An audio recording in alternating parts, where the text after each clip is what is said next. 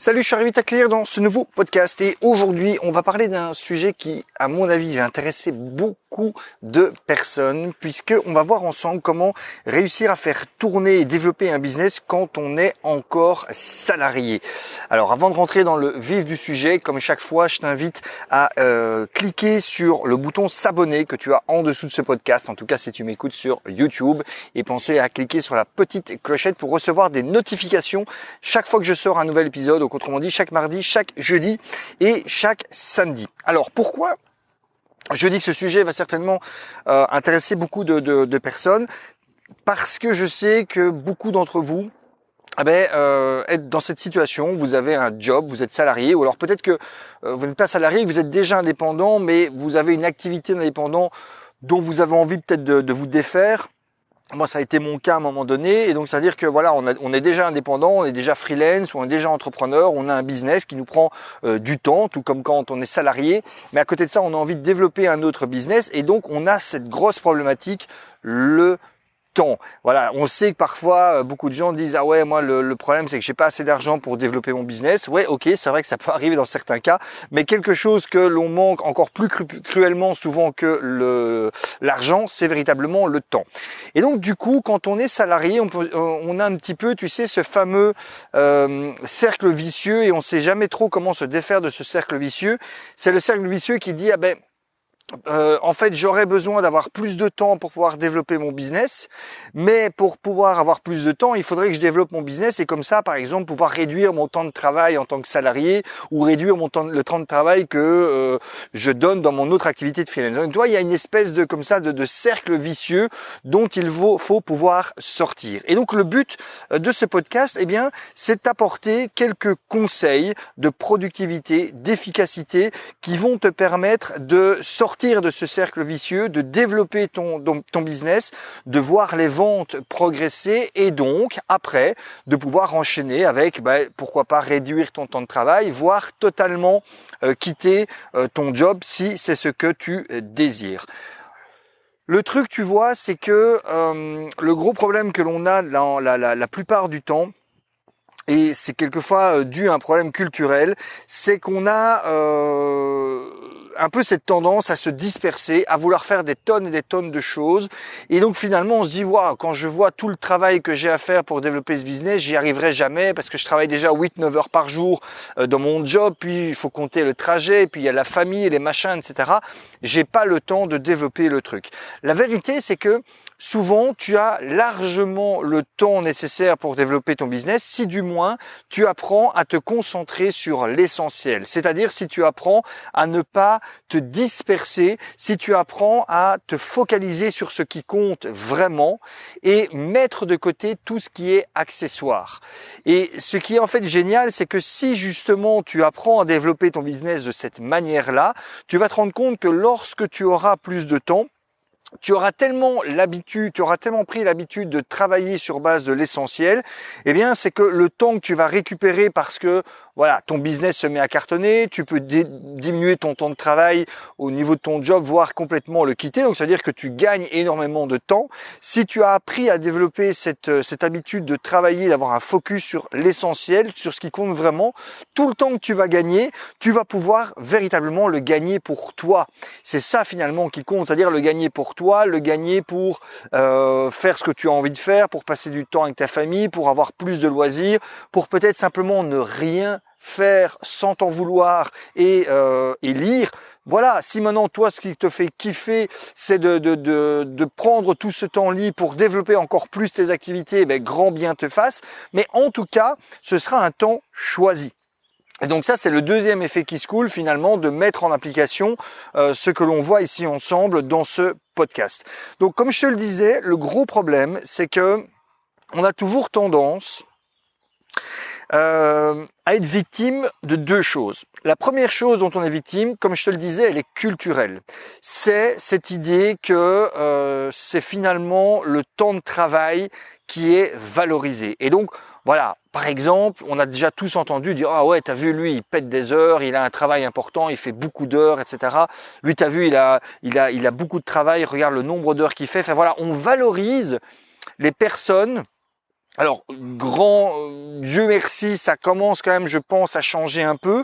Mais jusqu'il n'y a pas si longtemps que ça, on valorisait le fait que les gens travaillaient beaucoup. À la limite, on faisait pas tellement attention à leur productivité, au fait que finalement, peut-être qu'ils travaillaient une bonne partie de leur temps pour rien faire.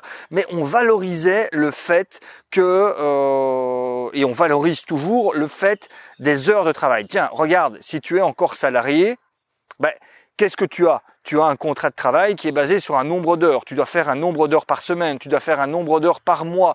On va peut-être te demander de faire des heures sup. Voilà. On va pas te demander de produire plus. On va te demander de faire des heures sup. Donc ça veut dire que c'est bien ça qui est valorisé. On va avoir des pointeuses pour vérifier ces heures de travail. Quand tu es freelance, c'est pareil. Tu vas travailler chez un client, tu vas facturer le travail à l'heure. Même si tu es entrepreneur et que tu fais un devis pour ton client, comment tu vas valoriser ce devis sur base du temps de travail que ça va te demander pour le faire.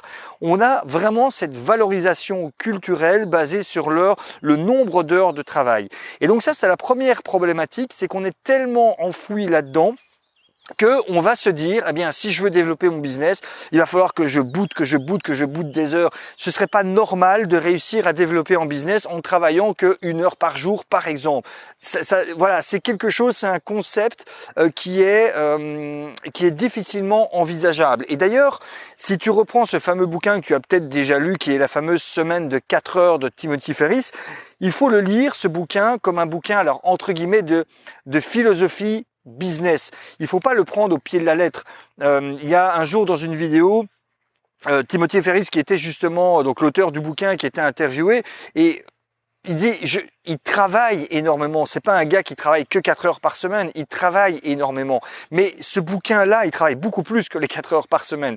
Mais il faut pas le voir comme un bouquin à prendre comme ça au pied de la lettre. Il faut lire entre les lignes. Et ce qu'il faut comprendre en lisant ce bouquin, c'est que finalement, notre but dans la vie, c'est pas de péter des heures et des heures et des heures pour montrer à quel point on est important.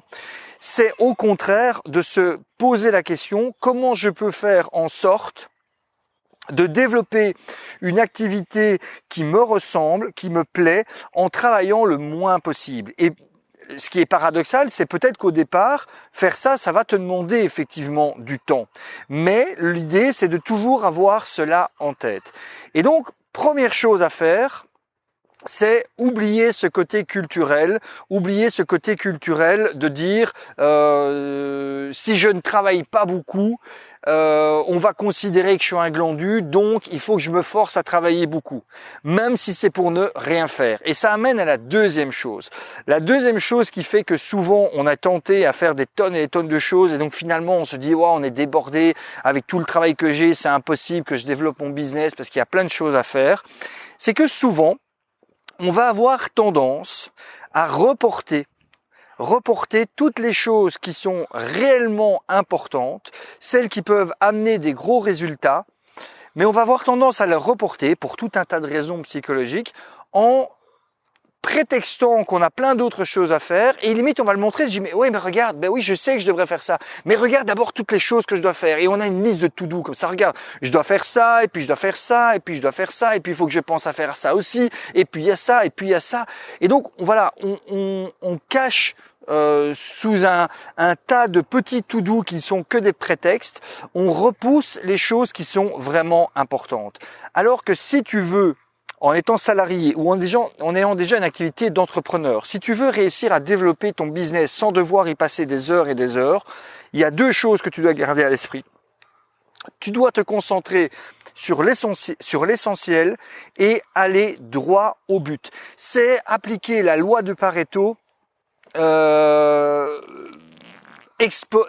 manière exponentielle. Je veux dire par là, c'est que la loi de Pareto dit déjà que 20% de tes actions vont t'amener 80% de tes résultats. Ok, ben donc c'est déjà te concentrer sur ces 20% d'actions et encore, parmi ces 20% d'actions, ça allait te concentrer sur les 20% des 20% et encore les 20% des 20% des 20% et ainsi de suite. Et après finalement te rendre compte que parmi tout le semblant de fatras de trucs que tu pourrais faire pour développer ton business, tu vas t'apercevoir que finalement, il ne va rester que très peu de choses réellement utiles, réellement importantes sur lesquelles tu dois te concentrer pour développer ton business. C'est quoi développer ton business ? Développer ton business, c'est développer tes ventes. Point barre. Est-ce que développer ton business, c'est de faire des vidéos pour garder en notoriété? Non. Est-ce que développer ton business, c'est d'envoyer des emails? Non. Est-ce que développer ton business, c'est faire le beau gosse sur Instagram? Non. Est-ce que développer ton business, c'est créer un produit, créer une formation? Non. C'est pas le fait de créer un produit, de créer une formation qui fait que tu as un business. T'as beau créer 15 formations, si ces 15 formations, tu ne les vends pas et qu'elles te rapportent pas un bal, tu n'as pas un business. T'as juste perdu du temps. Point barre. La seule chose essentielle sur laquelle tu dois te concentrer, c'est la vente. C'est de faire rentrer du cash. Et pardonne-moi de peut-être te paraître matérialiste ou capitaliste en te disant ça, mais c'est la stricte vérité. Tant que tu n'as pas vendu et tant que tu ne vends pas de manière régulière, tu ne peux pas considérer que tu as un business. Par contre, si tu réussis à vendre quelque chose, même quelque chose qui n'existe pas encore, quelque chose qui n'a pas été créé, mais si tu arrives à le vendre et qu'en plus tu arrives à réitérer cette vente à plusieurs reprises, donc c'est-à-dire tu peux pas juste mettre ça sur un coup de chance, à ce moment-là, tu as un business. À ce moment-là, tu as un business. À ce moment-là, tu as quelque chose qui peut, à terme, te permettre de diminuer, par exemple, tes heures de travail en tant que salarié et de vivre de ton activité. Donc, la seule chose que tu dois faire, c'est te concentrer sur l'essentiel, vendre et aller droit au but. C'est-à-dire ne pas essayer de te trouver des pseudo-excuses en disant « oui, mais bon, avant de vendre, il faut que je me fasse connaître. Avant de vendre, il faut qu'on voit ma tête un peu partout. Avant de vendre, il faut créer du contenu. Avant de vendre, il faut que je me crée une audience. Il faut que je me crée une communauté. Non, ça, c'est du bullshit. Tout ça, ce sont uniquement des excuses que tu vas te donner pour ne pas te concentrer sur l'essentiel. Donc, je reprends, tu dois te concentrer sur l'essentiel et l'essentiel c'est de vendre et pour cela tu dois le faire en allant droit au but, c'est-à-dire en prenant le chemin le plus court qui te permet d'aller de là où tu es maintenant à aller chercher ta première vente. Si ce chemin le plus court c'est d'envoyer un SMS à des personnes, tu le fais. Si ce chemin le plus court c'est d'envoyer des messages via Messenger ou via ton Facebook, tu le fais. Si le chemin le plus court, c'est, j'en sais rien, peu importe, tu le fais. C'est uniquement ça qui compte.